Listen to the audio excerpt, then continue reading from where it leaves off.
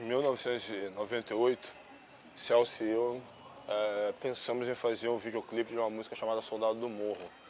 Eu já tinha feito a música, mas baseada na realidade que eu via e vivia aqui dentro da Cidade de Deus.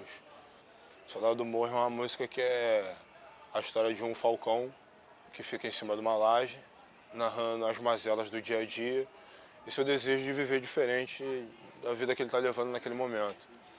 E em alguns lugares que a gente tocava no Rio de Janeiro, as pessoas na plateia cantavam mais alto do que eu que estava com o microfone na mão. Então a gente começou a perceber que aquela música, ao mesmo tempo que ela era a nossa realidade, minha, parecida com a do Celso, ela também representava a realidade de um montão de gente que estava cantando ali, que a maioria dos shows eram em favelas. E a gente decidiu ilustrar essa música com um videoclipe. Na época a gente tinha o videoclipe de uma música chamada Traficando de Informação e da outra noite. Mas essa música Soldado do Morro, mesmo sem ser uma música radiofônica, a gente decidiu fazer o videoclipe. E a gente não queria fazer um vídeo que fosse uma ficção, que a gente pegasse pessoas e botasse armas na mão delas e elas encenassem aquele mundo. Por conta da nossa convivência mesmo, da nossa vivência, a nossa entrada dentro dos guetos, dentro das favelas do Rio, a gente queria fazer um videoclipe em que tivesse os próprios caras mesmo, as próprias pessoas que vivem da venda das drogas. E levamos essa ideia para a gravadora, na época era a Natasha, que fez tudo que foi acordado, cumpriu tudo que foi acordado durante o tempo que a gente ficou lá, mas que achou perigosa essa nossa empreitada de fazer um clipe com essa natureza. Então eles nos colocaram à nossa disposição o setor jurídico deles, eles imaginaram que a gente fosse precisar e desejaram boa sorte. Então o Celso e eu, convicto que estávamos fazendo a coisa certa, embarcamos nessa primeira viagem sem saber que ela resultaria em 8 anos de submerso dentro desse universo.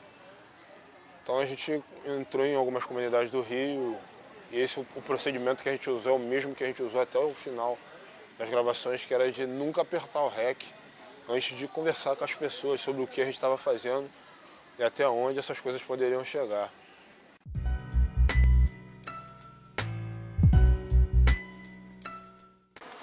Então saímos das comunidades, entramos na nossa ilha de edição. Aliás, o material todo foi comprado com dinheiro de shows meus, da Nega Giza. E depois do clipe pronto, a gente resolveu voltar nas comunidades, antes de mostrar em qualquer lugar.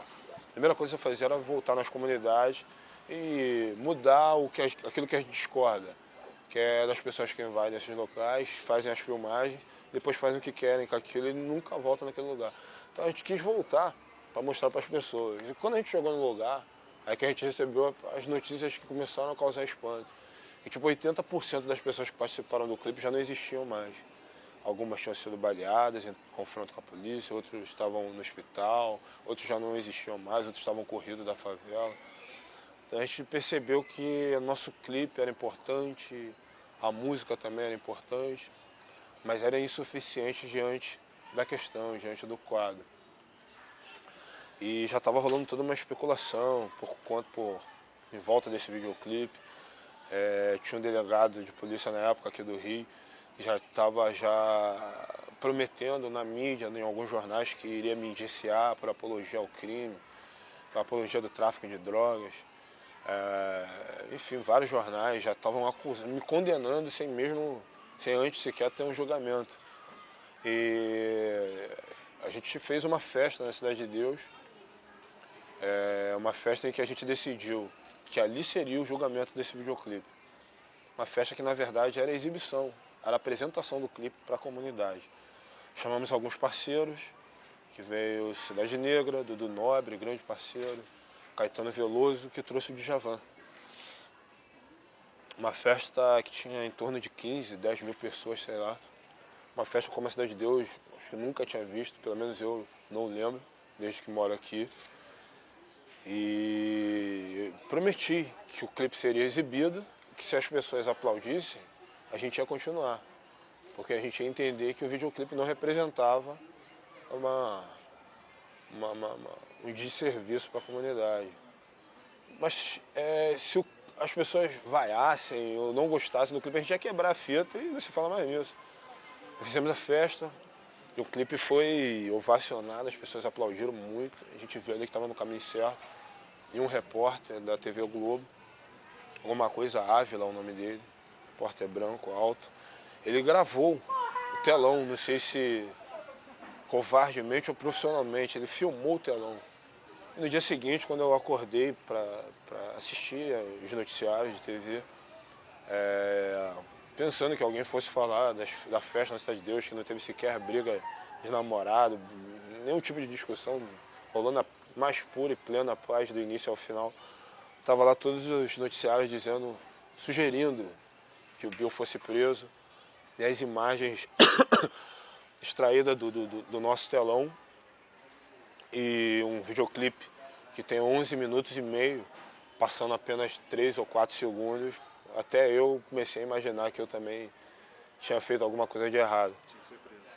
Mas eu, ao contrário do que o momento sugeria, talvez eu também nem tenha noção do que eu estava fazendo, ou tenha noção sim, ao invés de recuar, a gente deu um passo à frente. Eu disse também na mesma emissora e para outros jornais que a gente iria continuar, porque a gente não entendia aquilo de forma... A gente entendia que não estava fazendo nenhum crime, cometendo nenhum crime, que a gente não estava sendo fora da lei, que a gente não estava sendo conivente com crime nenhum. Portanto, a gente iria continuar, mesmo que isso custasse a minha liberdade ou até mesmo minha vida. Não em tom desafiador, mas no tom de quem não deve nada mesmo, de quem não está temendo, não está cometendo crime algum.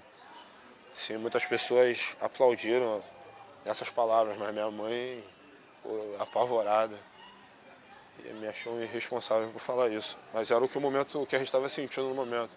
Foi refletido nessas palavras. A vontade de avançar, saber que é uma questão séria e que não depende somente de nós, mas que a gente tem uma contribuição importantíssima a dar. E avançamos mesmo.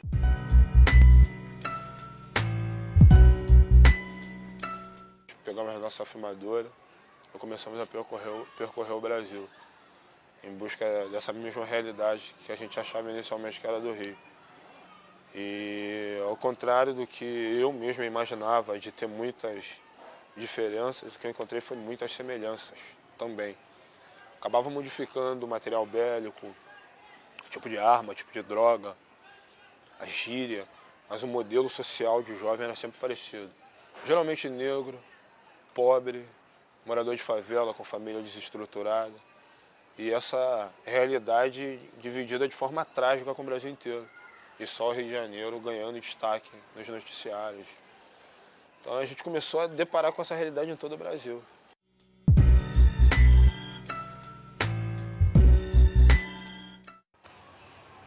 Sei lá, quando a gente começou esse trabalho, acho que eu estava com 26, eu acho, 24, não sei. Tendo 20 e poucos já anos de favela, ainda assim, eu deparei com muita coisa que eu desconhecia. Mesmo cantando esse universo em várias músicas, em vários momentos, ainda assim eu me surpreendi em vários momentos.